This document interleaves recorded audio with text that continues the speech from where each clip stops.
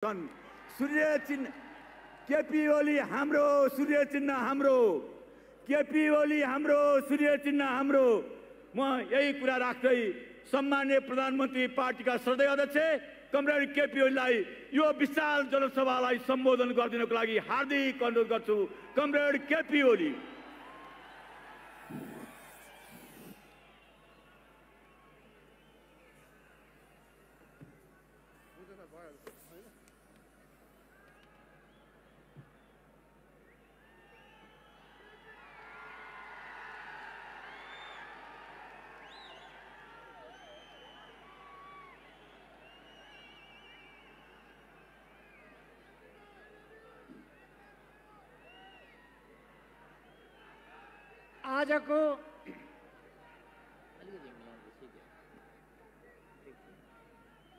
आजको यस कार्यक्रममा यहाँ उपस्थित हुनुभएका र यहाँ विभिन्न कारणले उपस्थित हुन नसक्नुभएका देशभरिका दाजुभाइ दिदीबहिनीहरू र देशभन्दा बाहिर समेत रहनुभएका र विभिन्न सञ्चार माध्यमहरूबाट यो कार्यक्रम हेरिरहनुभएका सबै दाजुभाइ दिदीबहिनीहरूमा हार्दिक अभिवादन, नमस्कार। यस कार्यक्रमका अध्यक्ष महोदय, मञ्चमा आसीन नेतागण, सम्पूर्ण नेतागणहरू र यहाँ उपस्थित हुनुभएका विभिन्न पेशा व्यवसाय, विभिन्न सङ्गठनहरू, विभिन्न जिल्लाहरूबाट यहाँ उपस्थित हुनुभएका सम्पूर्ण दाजुभाइ दिदीबहिनीहरू, आज हामीलाई काठमाडौँमा आम सभा गर्ने ठाउँ भएन। आम सभा गर्न अरूलाई कुनै ठाउँ छान्यो भने पनि अरूलाई आम सभा गर्न साउँ, त्यो ठाउँ अरूलाई ठुलो हुन्छ। हामीलाई जहाँ छाने पनि सानो हुन्छ।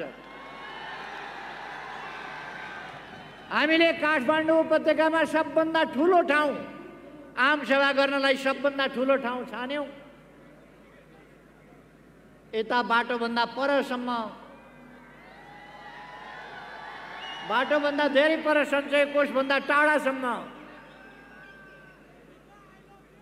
यता दक्षिणतिर त्रिचन्द्र कलेजभन्दा परसम्म, पूर्वतर्फ जय नेपाल। तैपनि मानिसहरू अटेका छैनन्। खाँदा खाँद छ, सभा गर्ने ठाउँ पुगेका छैन। फेरि मान्छेहरू सोधिराखेका छन् मूल पार्टी कुन हो भनेर। मूल पार्टी कुन हो? अहिले पनि कोही अलमलमा छ भने, अन्यलमा छ भने कठैबरा भन्न सकिन्छ। मूल पार्टी कुन हो थाहा पाउनु परेन?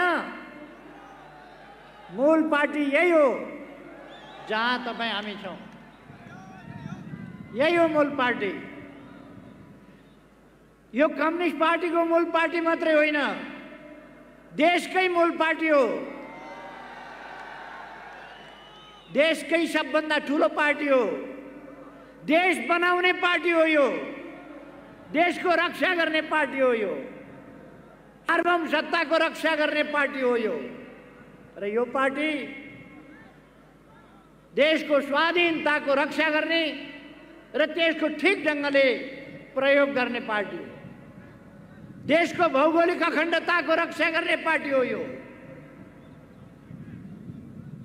यो पार्टी लोकतन्त्रका लागि 7 दशकभन्दा लामो सङ्घर्ष गरेर आएको पार्टी हो। बलिदान दिएर आएको पार्टी हो। सही बाटो ठम्याएर आएको पार्टी हो। लोकतन्त्र ल्याउन सर्वाधिक अहम भूमिका खेलेको पार्टी हो। त्यसकारण इतिहासको हिसाबले, वर्तमानको हिसाबले र देश बनाउने संकल्प बोकेको पार्टी हुनाले समृद्ध नेपाल र सुखी नेपालीको राष्ट्रिय आकांक्षा तोकेर त्यसलाई सार्थक बनाउन लागेको पार्टी हुनाले यो पार्टी नै मूल पार्टी हो अझै पनि बताइरहनु पर्छ। मलाई लाग्छ आजबाट कुन पार्टी मूल पार्टी भन्ने कुरा, कुन चाहिँ पार्टी खास पार्टी भन्ने कुरा, कुन पार्टी सकली कुन पार्टी नकली भन्ने कुरा को टुङ्गो लाग्यो, यो फैसला भयो। अब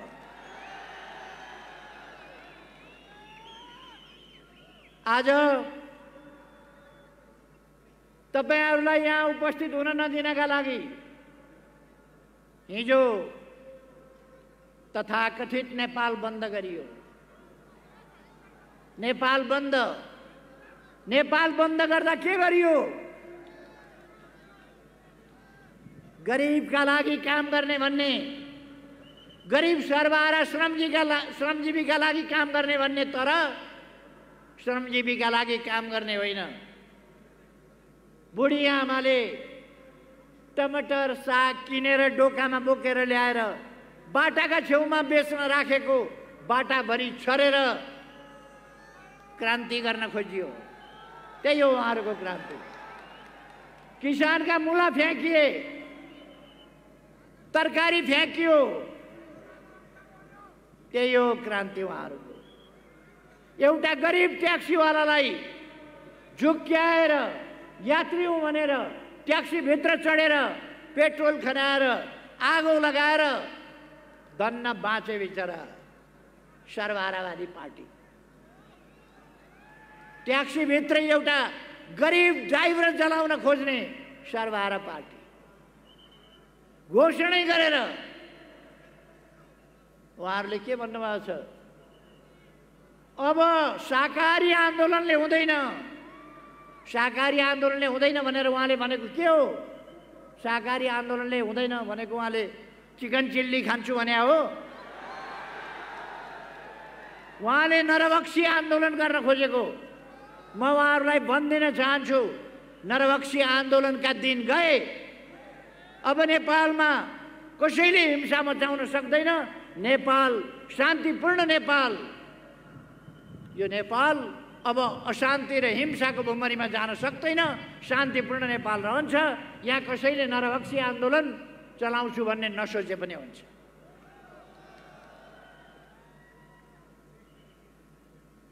अघि नै उप प्रधानमन्त्री ईश्वर पोखरेल कमरेलले भनिसक्नुभयो, जुन क्षति भएको छ, सागसब्जी फ्याँकिएको छ, नोक्सान गरिएको छ गरिबको, त्यो गरिबको नोक्सान गरिएको कुरा सरकारले क्षतिपूर्ति दिन्छ। बदमासी उहाँहरू गर्नुहुन्छ, तर हामी उहाँहरूलाई क्षतिपूर्ति दिन्छौँ। गरिबको नोक्सान भएको कुरा सरकारले हेर्छ, सरकारले बिहोर्छ त्यो कुरा। ट्याक्सी इन्सुरेन्स गरेको होला, इन्सुरेन्सले तिर्छ र इन्सुरेन्सलाई हामी त्यो ट्याक्सीको क्षतिपूर्ति दिन लगाउँछौँ। भएन भने यस देशमा गरिबलाई हेर्ने, जनतालाई हेर्ने सरकार छ, जनतालाई माया गर्ने सरकार छ, गरिबलाई माया गर्ने सरकार छ, शान्तिलाई मन पराउने, शान्ति स्थापना गर्ने सरकार छ, शान्तिका लागि लड्ने सरकार छ। त्यसकारण जनता ढुक्क हुनुहोस्। हिजो तपाईहरुलाई आज यहाँ आउन नदिनका लागि हिजो नेपाल बन्द गरियो। नेपाल बन्द गरेर तर्साउन खोजियो। आज बाटामा खाल्टाहरू खनिए, कतिपय ठाउँमा बम राखेर अनि विप्लव लेख्ने काम हो। आफूले बम राखेर आफ्नो परिचय दिन नसक्ने, आफूले गरेका कामको जिम्मा लिन नसक्ने, तरकारी फ्याँकेको कुराको जिम्मा लिन नसक्ने, ड्राइभर जलाएको कुराको जिम्मा लिन नसक्ने, अनि क्रान्तिकारी ठुला कुरा गर्ने। आफूले गरेका कामको जिम्मा लिनुहोस् न, त्यो नलिने। तर उहाँहरूका प्रयासले, रोकिने कुरा भएन। जब जनताको सागर उर्लिन्छ, जब जनता मनबाट सरिक हुन्छ, तब त्यस बेललाई कसैले सेक्न सक्दैन। आज त्यसै कारण इतिहासमा कहिल्यै नभएको, इतिहासकै सबभन्दा ठुलो जनसभा आज पहिलोपल्ट काठमाडौँमा भइरहेको छ। इतिहासकै सबभन्दा ठुलो जनसभा हो। म तपाईहरुलाई धन्यवाद भन्न चाहन्छु, तपाईहरुलाई सलाम भन्न चाहन्छु। तपाईहरुको यो चेतनालाई, यो सजगतालाई, भ्रम फिजाउने तत्त्वहरूका भ्रमहरूलाई चिरेर तपाईहरु जसरी स्पष्टताका साथ, दृढताका साथ यहाँ खडा हुनु भएको छ, यसलाई म सम्मान गर्न चाहन्छु। हामी कुन बाटोमा जान खोजिरहेका छौं, के गर्न खोजिरहेका छौं, म तपाईहरुलाई भन्न चाहन्छु। हामी समृद्ध नेपाल र सुखी नेपाली बनाउने यो नेपालको राष्ट्रिय आकांक्षा हो। यस आकांक्षालाई सफल बनाउन चाहन्छौं। यसका लागि हामी विभिन्न विकास निर्माणका कामहरूलाई अगाडि बढाइरहेका छौं। मैले भनिरहनु पर्ला जस्तो लाग्दैन। यस 3 वर्षमा मात्रै हामीले लगभग 6000 किलोमिटर डबल लेन, 4 लेन र 6 लेनका बाटाहरू कालोपत्र गरेका छौं। 400 भन्दा बढी सडक पुलहरू निर्माण गरेका छौं। 400 भन्दा बढी नै झोलुङ्गे पुलहरू निर्माण गरेका छौं। तुइनहरू विस्थापित गरेका छौं। विभिन्न विद्युत आयोजनाहरू सफल बनाएका छौं। विभिन्न सब स्टेशनहरू, ट्रान्समिसन लाइनहरू दिनै पछि हामी लगभग उद्घाटन गरेर हिँडेका छौं, तयार गरेका छौं। हामीले पूर्वाधारहरूको विकास सँगसँगै कृषिको आधुनिकीकरण त्यसमा ध्यान दिएका छौं। हामीले मानव अधिकारको क्षेत्रमा, मानवीयताको क्षेत्रमा, समाज सुधारको क्षेत्रमा, समाज सुधार गर्नका लागि, समाजलाई माथि उठाउनका लागि अहिले हामी तोकेर भन्न सक्छौं, सडक बालबालिका हामी सरकारमा आउँदा सडकभरि सडक बालबालिका हुन्थे। ती सडक बालबालिकालाई अपमानजनक ढंगले खाते भन्ने चलन थियो। आज हामीले सडक बालबालिका रहन दिएका छैनौं। आज सडकमा बालबालिका छैनन्। सरकार छ तिनलाई हेर्ने, तिनको अभिभावक सरकार छ।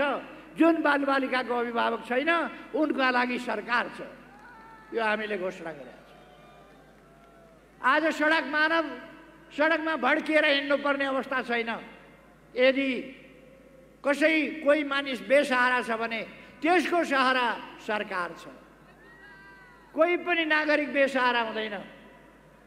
मैले केही अगाडि नै घोषणा गरेको छु, नेपालमा कोही भोकै पर्दैन, कोही भोकले मर्दैन। यसलाई कतिले मजाकको रूपमा उडाए, कतिले भण्डारा चलाएको नाटक गरे। कोही पूर्व प्रधानमन्त्री त अरूले पकाएका भान्सामा डाडु पनि लिएर बाँड्दै हिँड्या पनि देखियो। बडा लोकप्रिय हुनलाई अरूले पकाएको भात, अरूले पकाएको दाल टेलिभिजन सिउरिएर भिरेर फोटो खिच्दै डाडु लिएर बाँड्न लाग्यो। अनि फोटो खिचेर फेसबुकमा, कमसे कम आफूले केही काम गरे त हुन्थ्यो। काम गर्ने होइन, बाँडेर फोटो खिचेर फेसबुकमा हाल्ने। हामीलाई त्यो तमासा गर्नु छैन, त्यो नाटक गर्नु छैन। हामी देशको समस्या समाधान गर्ने हौ, नाटक गर्ने होइन। हाम्रो काम समस्या समाधान गर्ने हो, देशबाट गरिबी हटाउने हो, भ्रष्टाचार हटाउने हो, देशमा सुशासन दिने हो, विकासको लहर ल्याउने हो र देशलाई समृद्ध नेपाल र सुखी नेपाली बनाइछाड्ने हो। यही कुरा बनाउन नदिन एउटा देशबाट बेष्टित नेपाललाई हामीले भूजडित बनायौं। उत्तरतिरबाट पनि हामीले, चीनतिरबाट पनि हामीले पारवहन र यातायात सन्धि गऱ्यौँ, नाकाहरू खोल्यौँ। दक्षिणतिरबाट हामीले थुप्रै अरू नयाँ सहमतिहरू गऱ्यौँ, बन्दरगाहहरू लियौँ, नेपाललाई अनुकूल बनायौँ, सहज बनायौँ। अब विभिन्न परियोजनाहरू तयार भइरहेका छन्। पञ्चेश्वर अब बन्नेवाला छ। सँगसँगै चाँदनी दोधारामा 10 क्युमेक्स पानी अब 6 महिनाभित्र डिपिआर भएर हेडवर्क सुरु हुन्छ र अर्को सालबाट हामी सिँचाइको प्रबन्ध गर्न सक्छौँ। चाँदनी दोधारामा सिँचाइ जान्छ। तराईमा डुबान बाटो भनेर होस् अथवा बाँध भनेर होस्, सिमानामा बाँधेर तराईका खेतहरू डुबान हुन्थे। ती डुबानलाई हामीले कुरा गऱ्यौँ भारतसँग र डुबान हटाउने काम गऱ्यौँ। अझै केही कामहरू गर्नु छ, त्यसलाई अगाडि लाँदैछु। अनि कति वर्षदेखि, 20औं वर्षदेखि हुलाकी राजमार्ग कुरा मात्रै हुने गरेको थियो, तर काम भएको थिएन। पहिलोपल्ट म प्रधानमन्त्री भएपछि हुलाकी राजमार्ग हामी आफै बनाउँछौँ भनेर, हामी आफै हुलाकी राजमार्ग बनाउँछौँ भनेर हामीले सुरु गऱ्यौँ। 10 अरबको त्यस वर्षका लागि बजेट छुट्यायौँ र हुलाकी राजमार्ग आज लगभग पुरा हुने स्थितिमा छ। केही ठाउँहरूमा बाँकी छ, त्यो छिटै पुरा गर्ने तयारीमा हामी लागिरहेका छौँ। पूर्व पश्चिम राजमार्ग हामी चौडा गरिरहेका छौँ। 4 लेन 6 लेनको काम भइरहेको छ, साथीहरूले देखिरहनु भएको छ। नेपालमा रेल ल्याएका छौँ, अब केही दिनभित्रबाट नियमित रूपमा सञ्चालन गर्दैछौँ। पूर्व पश्चिम रेलको बाटो हामी निर्माण गर्दैछौँ। पूर्व पश्चिम रेलको बाटो केही ठाउँमा निर्माण सुरु भएको छ, केही ठाउँमा निर्माण अब सुरु हुँदैछ। पूर्व पश्चिम रेलमार्ग, उत्तर दक्षिण रेलमार्ग, काठमाडौँ रक्सौल रेलमार्ग, त्यसका लागि अब भारतसँग सम्झौता भएर डिपिआर भएको छ। अब त्यसको काम सुरु हुन्छ। डिपिआर अन्तिम अवस्थामा पुगेको छ। चीनतर्फ रेलमार्गको सम्बन्धमा हामीले सहमति गरेका छौँ। त्यसै गरेर नेपाललाई चीनसँग जोड्ने मामलामा टोखा छहरे सुरुङ मार्ग, बेत्रावती सेप्रुबेसी सुरुङ मार्ग, यसबाट केरुङलाई हामी 1 घन्टाको बाटो बनाउँदैछौँ। 1 घन्टाभित्र हामी केरुङ पुग्छौँ राम्रा बाटाहरूबाट। यस्तै गरेर नेपाललाई हामीले सुरुङ मार्गमा प्रवेश गराएका छौँ। अब नेपालको विकास अब सुरुङ मार्गमा प्रवेश गरेको छ। यही थानकोटबाट नौबिसे सुरुङ मार्ग खन्ने काम सुरु भएको छ, यहाँहरूले देख्नु भएको छ। अब त्यो काम छिटै नै हामी पुरा गर्दैछौँ। म यहाँहरूलाई आग्रह गर्न चाहन्छु, हाम्रा विकास निर्माणका कामहरू चौतर्फी रूपमा, कृषिको आधुनिकीकरण, व्यावसायिकीकरणका लागि कृषिको आधुनिकीकरण कार्यक्रम हामीले अगाडि बढाएका छौँ। अब हाम्रा युवाहरू विदेश जान नपरोस्। हिजो एउटा परिस्थिति बन्यो, भयावह परिस्थिति। त्यस परिस्थितिले हाम्रा युवाहरू लस्कर लागेर विदेश जाने अवस्था बन्यो। अब हाम्रा नेपाली युवाहरू विदेश जानुपर्ने अवस्था नबनोस् भन्नका लागि प्रधानमन्त्री स्वरोजगार कार्यक्रम, युवा स्वरोजगार कार्यक्रम, रोजगारीका थप अवसरहरू अनेक ठाउँमा, 7वटा प्रदेशमा उद्योगहरूको स्थापना जस्ता कुराहरू हामी गर्दैछौँ। औद्योगिक ग्रामहरू, औद्योगिक ग्राम, हरेक पालिकामा औद्योगिक ग्रामहरूको स्थापना गर्दैछौँ। प्रदेशहरूमा ठुला ठुला औद्योगिक क्षेत्रहरू तोकेर अब उद्योग अगाडि बढाउँदैछौँ। हाम्रो कोभिड-19 को कारणले तपाईँ हामीलाई थाहा छ, हाम्रो जनजीवन, हाम्रो शिक्षा, हाम्रो स्वास्थ्य, हाम्रो पर्यटन र हाम्रा विभिन्न व्यवसायहरू, सम्पूर्ण क्षेत्रमा उद्योग व्यापार सबैतिर कोभिड-19 ले हामीलाई धेरै प्रतिकूलतामा पुर्यायो। गएको 1 वर्ष हामीले कोभिड-19 का विरुद्ध जुद्ध ठिक भयो, तर पनि हामीले हाम्रो जनताको जीवन रक्षा पहिलो कुरा हो भनेर जनताको जीवन रक्षा पहिलो विषय बनायौं र त्यसमा ध्यान दियौं। नेपालमा मृत्युदर त्यसै कारण कम रह्यो। बढ्दै गएको कोभिडलाई फेरि हामीले नियन्त्रण गरेका छौं। अब त हामीले खोप पनि ल्याइसक्यौं। अब खोप सुरु भइसकेको छ। फ्रन्ट लाइनमा बसेका डाक्टरहरू, नर्सहरू, स्वास्थ्यकर्मीहरू, सफाई मजदुरहरू, ड्राइभरहरू, प्रहरीहरू, खास गरी एम्बुलेन्सका ड्राइभर र अरू सहयोगीहरू, सब वाहनका ड्राइभर र सहयोगीहरू र सुरक्षा कर्मीहरू लगायत फोर फ्रन्टमा बसेका बढी खतरायुक्त काम गर्नु परिरहेका त्यस्ता ठाउँहरूमा खोप पुर्याउने कामलाई हामीले प्राथमिकता दिएका छौं र खोपको अभियान चलिरहेको छ। यो अभियान निरन्तर हामी जबसम्म यो खोपको काम सक्दैनौं र कोभिडलाई अन्त्य गर्दैनौं, कोभिडलाई भगाउँदैनौं, तबसम्म हामी जारी राख्नेछौं। म दाजुभाइ दिदीबहिनीहरूलाई आग्रह गर्न चाहन्छु, हामी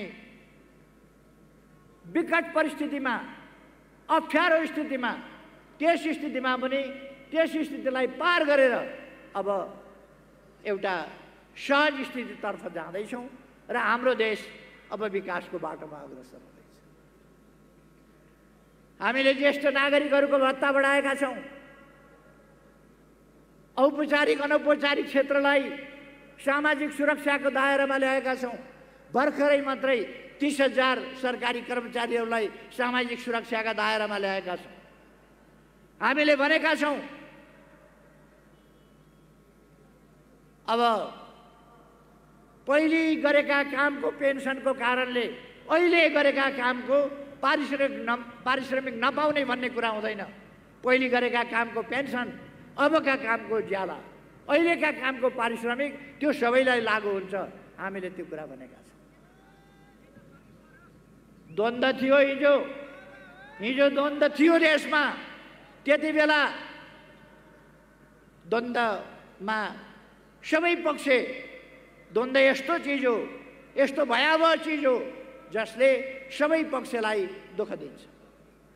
हिजो द्वन्द थियो लडाकुहरू जसलाई जनवाद आउने सुन्दर सपना बाँडेर लडाइयो, युद्धको मैदानमा होमियो तिनीहरूलाई, तिनीहरू आज पीडित छन्। देशको सुरक्षाका लागि, जनताको सुरक्षाका लागि सेना प्रहरी, सशस्त्र प्रहरीहरूले काम गर्नु पर्यो। जनताको सुरक्षाका लागि काम गर्दा उनीहरूले शहादत प्राप्त गर्नु पर्यो। उनीहरूका परिवार, कोही विधवा, कोही बेसहारा, कोही टोरा-टोरी, अभिभावकविहीन हुने अवस्था बन्यो। त्यसै गरेर कतिपय नागरिकहरू, कतिपय शिक्षक, कतिपय राजनीतिक कर्मचारी, उनीहरूको हत्या भयो। जुनसुकै कारणले होस्, हिजो द्वन्द्वकालमा पीडित भएकाहरू सबैको हेरविचार सरकारले गर्नका लागि एउटा समिति बनाएको छ सरकारले। त्यसले अविलम्ब यस्ता कुराहरूको तथ्याङ्कहरू सङ्कलन गर्छ र सबैको हेरविचार गर्नेछ, उचित प्रबन्ध गर्नेछ। रोजगारीका अवसर, अनाथ भएका बालबालिकाहरूको शिक्षाको प्रबन्ध, घाइतेहरूको स्वास्थ्यको प्रबन्ध, यी कामहरू सरकारले गर्नेछ भनेर मैले पहिले नै भनिसकेको छु।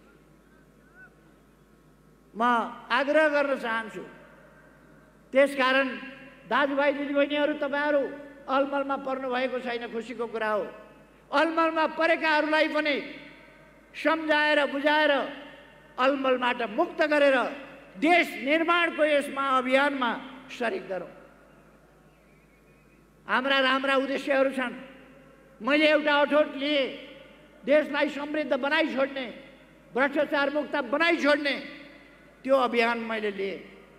त्यो अभियान लिएपछि त्यस अभियानलाई असफल पार्न, त्यो अभियानलाई बदनाम गर्ने, चरित्र हत्या गर्ने, जनतालाई गलत सूचना दिने र जनतालाई भ्रममा पारेर देशलाई अन्यत्र मोड्ने प्रयासहरू भए। जति बेला उत्तरतिरको बाटो पारवन र यातायात सम्झौता मैले गरेँ, नाकाहरू खोले हो। त्यति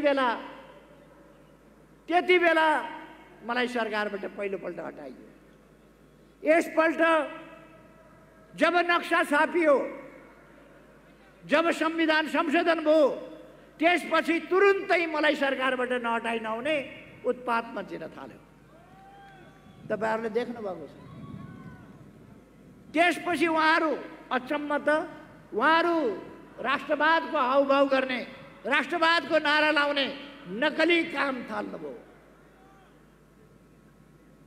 काम गर्न दिनु भएन। तपाईहरुले थाहा पाउनुभयो, काम गर्न दिनु भएन। 3 वर्षसम्म आयोगहरू बनेनन्। अहिले 2-4 जना मान्छे पार्टी छोडेर बाहिर गएपछि आयोगहरू बने। 3 वर्षमा आयोग बने। संविधानले आयोग बनाउने परिकल्पना गरेको, आदेश दिएको 5 वर्ष नागिसकेपछि 5.5 वर्षमा चुनाव भएको 3 वर्षपछि बल्ल आयोग बने। जब 2-4 जना मान्छे पार्टीबाट बाहिर गए, ती मान्छे छैनन्जेलसम्म हामीले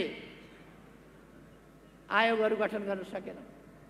महिला आयोग, दलित आयोग, मुस्लिम आयोग, मधेसी आयोग, जनजाति आयोग, समावेशी आयोग, विभिन्न आयोगहरू। मानवाधिकार आयोग रिक्त भयो, बनाउने स्थिति छैन। बल्ल केही मान्छेहरूले छोडे, आयोग बने। आयोग बनेकोमा कत्रो पीर। आयोग बनेको भोलिपल्ट नेपाल बन्द। कत्रो पीर। आयोग बन्नै नहुने, जनताको काम गर्नै नहुने, दलितको काम गर्नै नहुने, दलितका समस्या उठाउनै नहुने, मधेसी समस्या उठाउनै नहुने, मधेसीका नाउँमा राजनीति गर्ने, दलितका नाउँमा राजनीति गर्ने, पिछडिएका क्षेत्र वर्ग जनताका नाउँमा राजनीति गर्ने, तर त्यसका निम्ति काम गर्ने आयोग बन्न नदिने। कस्तो षड्यन्त्र। त्यस्ता षड्यन्त्रहरूलाई चिरेर हामीले आयोग बनायौँ। काम गर्न दिएन। बीचमा यहाँहरूलाई थाहा छ, काम गर्न दिएन। मैले धेरैपल्ट भने यो सरकार 5 वर्षका लागि हो, 5 वर्ष चलाऊ। तर उहाँहरू केपी ओलीले हट्नुपर्छ, पार्टी फोड्नुपर्छ, केपी ओली हट्नुपर्छ, अनि जोडजाम गरेर विभिन्नसँग मोलतोल गरेर जसरी पनि केपी ओलीलाई हटाउनुपर्छ, देशलाई भड्गालामा हाल्नुपर्छ। त्यसलाई उहाँहरू स्थिरता भन्नुहुन्छ, त्यसलाई स्थायित्व भन्नुहुन्छ। के त्यो स्थायित्व हो र? उहाँहरू जनतालाई धोका दिँदै हुनुहुन्छ। आफ्नो महत्त्वाकांक्षाका लागि, आफ्नो स्वार्थका लागि, आफ्नो अहङ्कारका लागि, व्यक्तिगत अहङ्कारका लागि उहाँहरू यी सब काम गर्दै हुनुहुन्छ। जब उहाँहरूले सरकार चलाउन दिनु भएन, काम गर्न दिनु भएन, लोकतन्त्रलाई ठिक ढङ्गले चल्न दिनु भएन, संसदलाई ठिक ढङ्गले चल्न दिनु भएन, संसदलाई केही पनि काम गर्न नसक्ने पङ्गु अवस्थामा पुर्याउन थाल्नुभयो। र फेरि पहिलेकै जस्तो किनबेचको राजनीति, पहिलेकै जस्तो समीकरणको राजनीति, भएको बहुमतको सरकार ढालेर अनि जोडजामको अस्थायित्व, अस्थिरता, त्यतापट्टिको राजनीति उहाँहरूले गर्न खोज्नुभयो। त्यसकारण मैले काम गर्नै नपाउने अवस्था भएपछि नेपाली जनताका बीचमा ताजा जनादेशका लागि जानु पर्यो। काम गर्न नदिने ठिक कि काम गर्न खोज्ने ठिक, तपाईहरुले कसलाई साथ दिने फैसला दिनुस् भनेर मैले जनताका बीचमा जानु पर्यो। म यहाँहरूलाई प्रश्न गर्न चाहन्छु, अस्थिरताको राजनीतितर्फ नै हामी जाने कि चुनावतर्फ, जनताका बीचमा जाने कि अस्थिरतातर्फ जाने? म भन्न चाहन्छु अस्थिरतातर्फ होइन, चुनावतर्फ जाउँ। म सबै दाजुभाइ दिदीबहिनीहरूले एकपल्ट भनिदिनुहोस्, सबैले एकपल्ट, सिंहै काठमाडौँले, देशले सुन्ने गरी सबैले भनिदिनुहोस् एकपल्ट, अस्थिरता होइन, चुनावतर्फ जाउँ। अस्थिरता होइन, चुनाव चाहियो। अस्थिरता होइन, चुनाव चाहियो। जनता के भन्छ? जनता के भन्छ?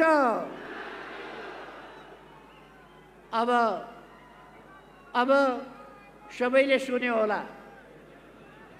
उहाँहरूको जस्तो हामी कसैलाई धम्की दिँदैनौँ। उहाँहरू धम्कीको भाषा बोल्नुहुन्छ, हामी धम्की दिँदैनौँ। हामी आग्रह गर्छौँ, हामी अनुरोध गर्छौँ, हामी विनम्रताका साथ अनुरोध गर्छौँ, हामी धम्की दिँदैनौँ। उहाँहरूले भन्नुभयो, अदालतलाई धम्की दिनुभयो उहाँहरूले, निर्वाचन आयोगलाई धम्की दिनुभयो उहाँहरूले। त्यसकारण म आग्रह गर्न चाहन्छु, हाम्रा देशका निकायहरू स्वतन्त्र छन्, विवेकसम्म ढङ्गले निर्णय गर्नेछन्, म आग्रह गर्न चाहन्छु। त्यसकारण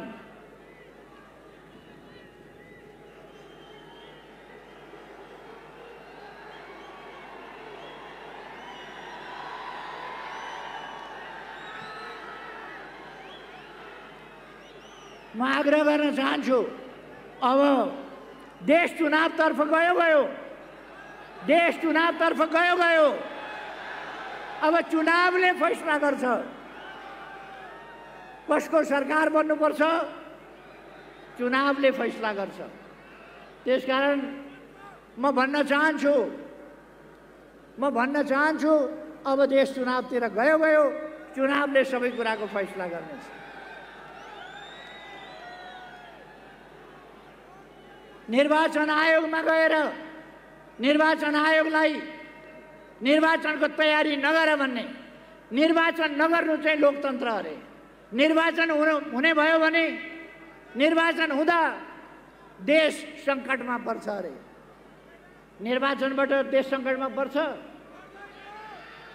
जनताले अभिमत प्रकट गर्दा, जनताले सरकार छान्दा, जनताले आफ्नो फैसला दिएर त्यो फैसला अनुसार देश अगाडि बढ्दा देश सङ्कटमा पर्छ। केही मान्छेहरूले कुनामा बसेर षड्यन्त्र गरेर अरूका लागि काम गर्दा देश सङ्कटमा पर्ने हो। देशलाई सङ्कटमा पर्न दिनु हुँदैन। अब नेपाली जनताको चेतनाको स्तर यति माथि उठेको छ, यति सजगता नेपाली जनतामा आएको छ। अब कसैले पनि लोकतन्त्र खोज्न सक्दैन। नेपालमा लोकतन्त्र मासिन सक्दैन। लोकतन्त्रको भविष्य उज्जवल छ। लोकतन्त्र सुदृढ छ, किनभने नेपाली जनता सचेत छ। अब नेपाली जनता सचेत छ। या कसैले कुनै हिसाबले पनि लोकतन्त्रलाई केही गर्छु भनेर नचिताए हुन्छ, लोकतन्त्रतर्फ कर्के आँखा नलगाए हुन्छ, कसैले प्रतिगमन नसोचे पनि हुन्छ। यो देश अब अघि बढ्यो।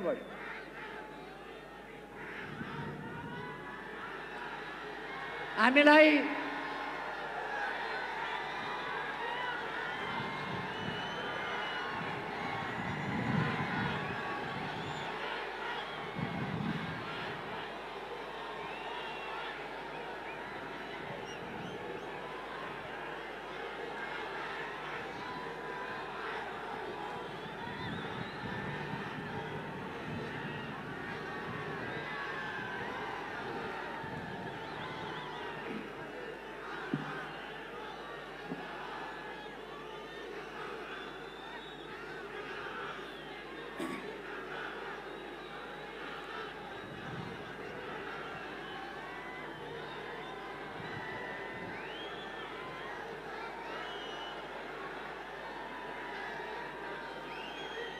साथीहरू अब शान्त रहनुहोस् त।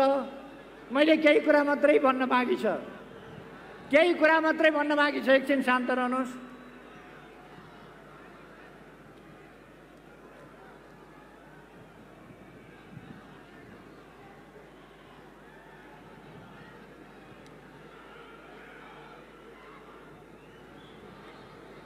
शिशुले आँखामा नि आँसु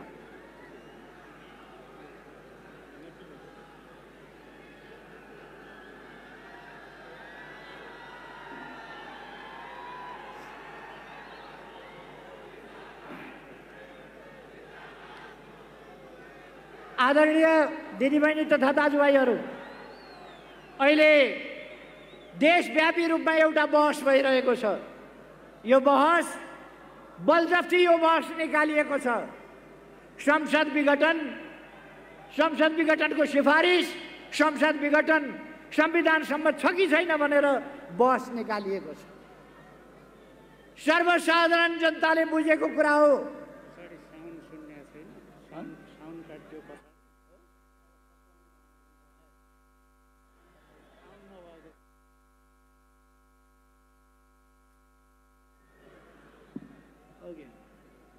यो विवाद संसद विघटन गर्नु संवैधानिक छ कि छैन, चुनाव हुनुहुन्छ कि हुँदैन, चुनावबाट स्थिरता कि अस्थिरता के आउँछ आदि कुराहरूको बहस भइरहेको छ। म भन्न चाहन्छु, संसदीय प्रणालीमा प्रधानमन्त्रीले काम गर्न नदिने अवस्था भयो भने, नपाउने अवस्था भयो भने संसद विघटन गर्छ। बेलायतमा लिखित संविधान छैन अथवा त्यहाँ प्रधानमन्त्रीले संसद विघटन गर्ने लेखेको छैन, लेखेकै छैन कतै प्रकारान्तरले पनि। तर प्रधानमन्त्रीले अस्ति भर्खर संसद विघटन गरेर चुनाव गराउनु भयो। यसरी प्रधानमन्त्रीले संसद विघटन गर्छ काम गर्न दिएन भने ताजा जनादेश लिन पर्दछ। हाम्रै बलमा संसदमा आएर हामीलाई नै काम गर्न नदिने, हामीलाई नै काम गर्न व्यवधान गर्ने अनि सरकारले काम गरेन भनेर आलोचना गर्ने त्यस प्रकारको प्रवृत्तिको जवाब हामीले चुनावबाट खोज्नु पर्दछ, जनताको ताजा जनादेशबाट खोज्नु पर्दछ।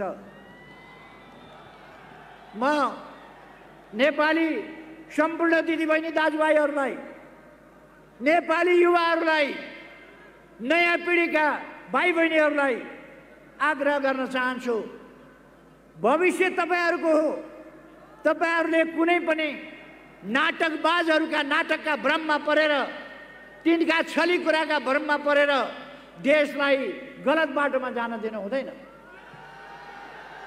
देशलाई तपाईहरूले सही बाटोमा ल्याउनु पर्दछ।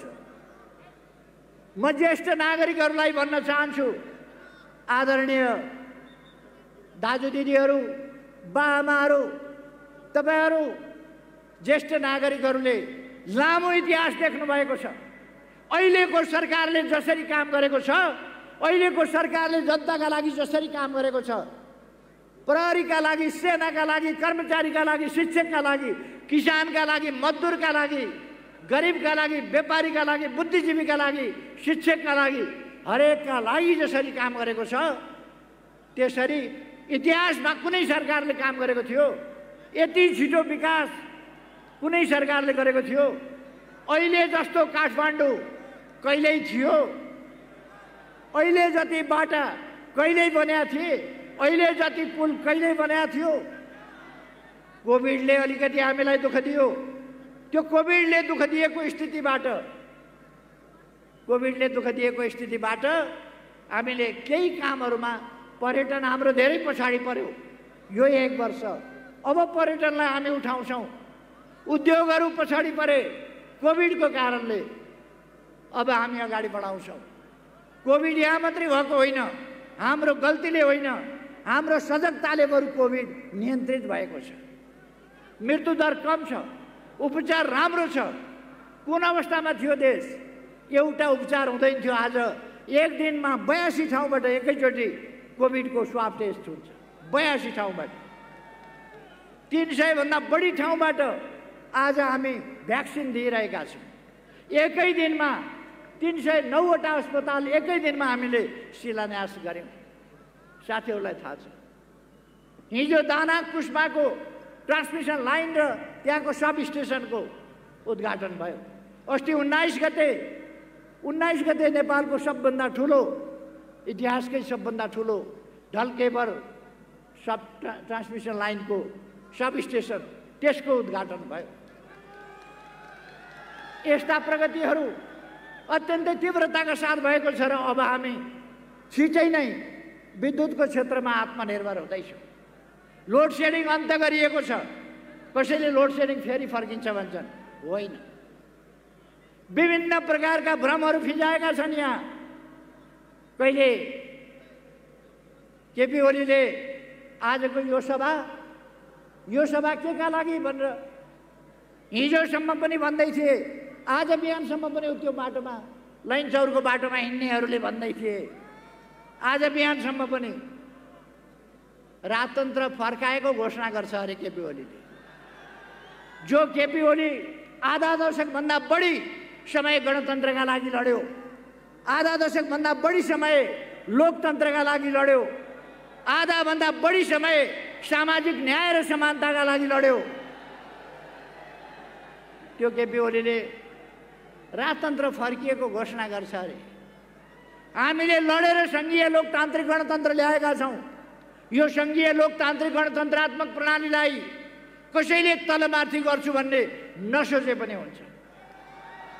थोरै शब्दमा म भन्न चाहन्छु, सङ्घीय लोकतान्त्रिक गणतन्त्र हामीले ल्याएका छौँ, लडेर ल्याएका छौँ, बलिदान दिएर ल्याएका छौँ, यसको कार्यान्वयन गरिरहेका छौँ, यसको कार्यान्वयन गरेर अगाडि जान्छौँ। यसले हाम्रो विकासमा बाधा दिएको छैन। हाम्रा स्थानीय निकायहरू कोभिड विरोधी हाम्रो लडाइँमा हाम्रा स्थानीय निकायहरू अत्यन्त प्रभावकारी देखिए। म स्थानीय निकायका जनप्रतिनिधिहरूलाई धन्यवाद भन्न चाहन्छु।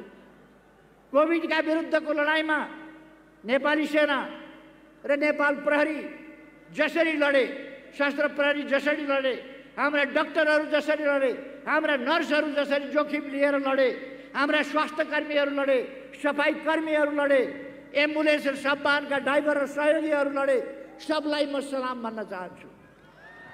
आफ्नो ज्यान जोखिममा राखेर उहाँहरूले जनताको सेवा गर्नुभयो, देशको सेवा गर्नुभयो। म सबैलाई धन्यवाद भन्न चाहन्छु।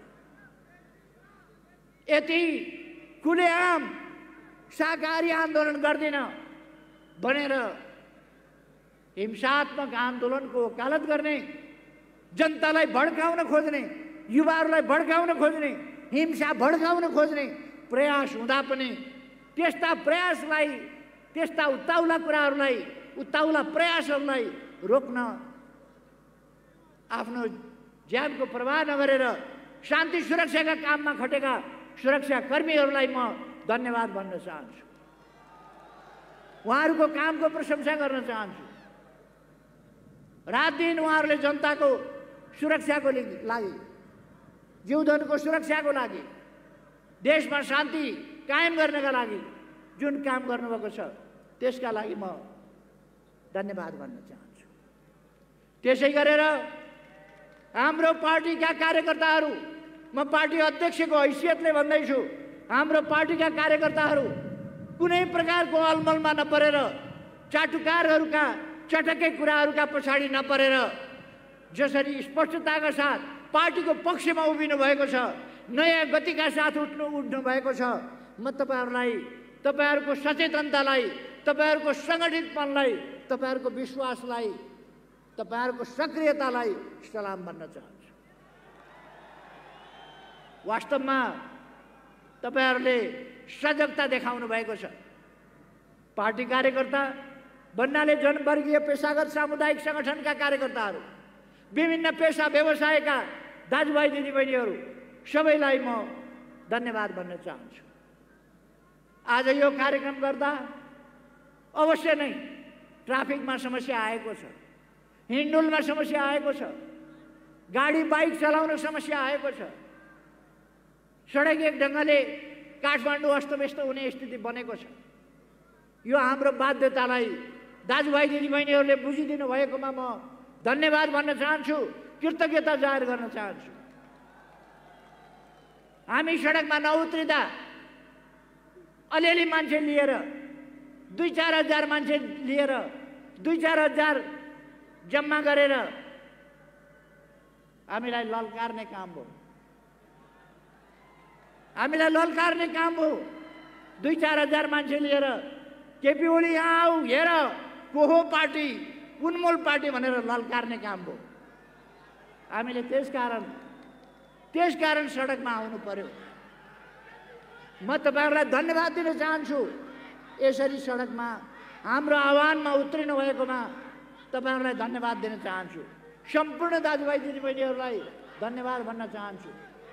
त्यसैगरी यस कारणले गर्दा विभिन्न पसल गर्ने व्यवसायीहरूले कठिनाई झेल्नु पर्यो, व्यवसायीहरूले झेल्नु पर्यो, यातायातमा झेल्नु पर्यो। त्यसका लागि म आम जनतासँग क्षमा प्रार्थी छु। हाम्रो मनसाय त्यो होइन, हामीले दुःख दिन खोजेको होइन, तर कार्यक्रम हामीले गर्नै पर्ने परिस्थिति बन्यो। त्यसकारण हामीले यो सभा गर्यौं। मैले अस्ति नै भने 23 गतेको सभा हेर्नुहोस्। 23 गतेको सभा एउटा कास्टिङको रूपमा हुनेछ। यो कास्टिङको रूपमा हो। हामीले आम सभा गर्न पर्छ भने काठमाडौँका सबै सडकमा स्क्रिन राखेर, साउन्ड सिस्टम सबै सडकमा राखेर काठमाडौँ भरिको आम सभा गर्न पर्ने अवस्था आउन सक्छ। अर्को कास्टिङ हामी 1 गते बुटौलमा देखाउँदैछौँ। 1 गते बुटौलमा अर्को सभा हुनेछ। 8 गते विराटनगरमा अर्को सभा हुनेछ। म हाम्रा आलोचक मित्रहरूलाई मन थामेर बस्न आग्रह गर्न चाहन्छु। मन थामेर बस्नुहोस्। हेर्दै जानुहोस् नेपाल कता जान्छ।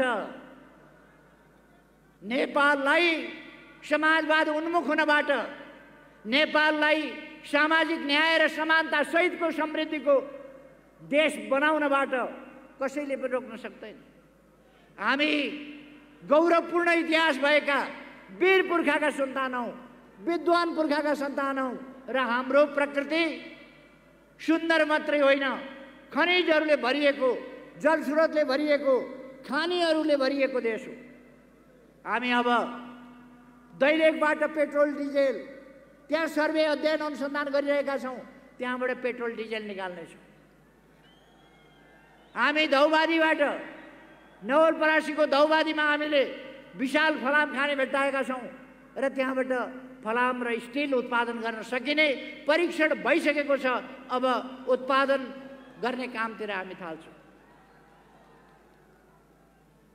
तनहुँको मिनम डाँडाबाट, पर्वतको फलाम खानीबाट निक्लिने फलाम, त्यसै उद्योगसँग बाट हामी स्टिल र फलामका कामहरू गर्नेछौँ। फलाम र स्टिलका औजारहरू, सामग्रीहरू उत्पादनका कारखानाहरू खोल्नेछौँ।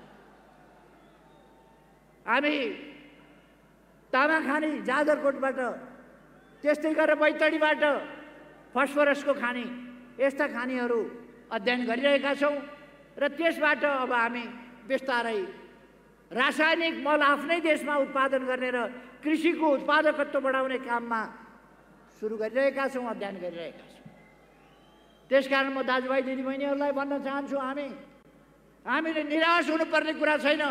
हामी देश विकास गरेर अगाडि बढ्न सक्छौँ। एकताबद्ध भएर देश विकासमा हामी लाग्यौँ भने हाम्रो देश विकासको अभियानलाई कसैले पनि रोक्न सक्ने छैन। म यो कुरा साथीहरूलाई विश्वास दिलाउन चाहन्छु। अब मैले धेरै समय नलिउँ, साथीहरूलाई घर फर्किनु पनि छ। त्यसकारण म धेरै समय लिन चाहन्न। फेरि एकपल्ट यहाँहरूको यस जागरणलाई म सलाम भन्न चाहन्छु। यस जागरणलाई म स्वागत गर्न चाहन्छु। यस जागरणलाई धन्यवाद भन्न चाहन्छु। युवा पंक्ति अझ सक्रिय भएर लागोस्, म आग्रह गर्न चाहन्छु। कार्यकर्ता पंक्ति सक्रिय भएर लागोस्, म आग्रह गर्न चाहन्छु। नवयुवा विद्यार्थीहरू अझ सक्रिय भएर आत्मविश्वासका साथ लाग्नुहोस्, म तपाईहरुलाई आग्रह गर्न चाहन्छु। र यस सहभागिताको लागि म तपाईहरु सबैप्रति आभार व्यक्त गर्न चाहन्छु र सञ्चारकर्मी मित्रहरू, मिडिया र अरू तमाम यस सभालाई सफल पार्न क्रियाशील हुनुभएका सबै महानुभावहरुमा पार्टीको तर्फबाट हार्दिक धन्यवाद ज्ञापन गर्दै म आफ्नो भनाइ यही टुङ्ग्याउँछु। धन्यवाद सबैलाई। सबैमा शुभ होस्।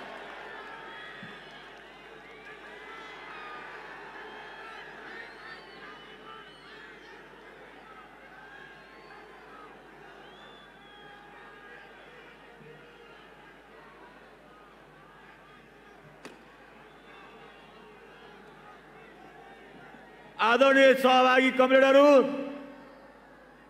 आज बागमती प्रदेश संगठन कमिटी नेपाल कम्युनिस्ट पार्टीले नेपालमै सबभन्दा ठुलो आमसभा गर्न सफल भयो। यो आमसभामा सहभागी हुनुभएका सम्पूर्ण सहभागीहरूलाई हार्दिक धन्यवाद दिन चाहन्छु। त्योभन्दा पनि धेरै राष्ट्रको काम र देशको काम, पार्टीको महत्त्वपूर्ण काम हुँदाहुँदै पनि बागमती प्रदेश संगठन कमिटीले आयोजना गरेको यस कार्यक्रममा उपस्थित भएर सारगर्भित मन्तव्य दिनुहुने सम्माननीय प्रधानमन्त्री एवं पार्टीका श्रद्धेय अध्यक्ष कमरेड केपी ओलीलाई बागमती प्रदेश संगठन कमिटीबाट हार्दिक धन्यवाद र बधाई ज्ञापन गर्न चाहन्छु। कमरेडहरू, जुन उत्साह हामीले पालेका छौं, जुन ढङ्गले आज यहाँबाट फर्केपछि दुईटा कुरा गर्नुपर्छ।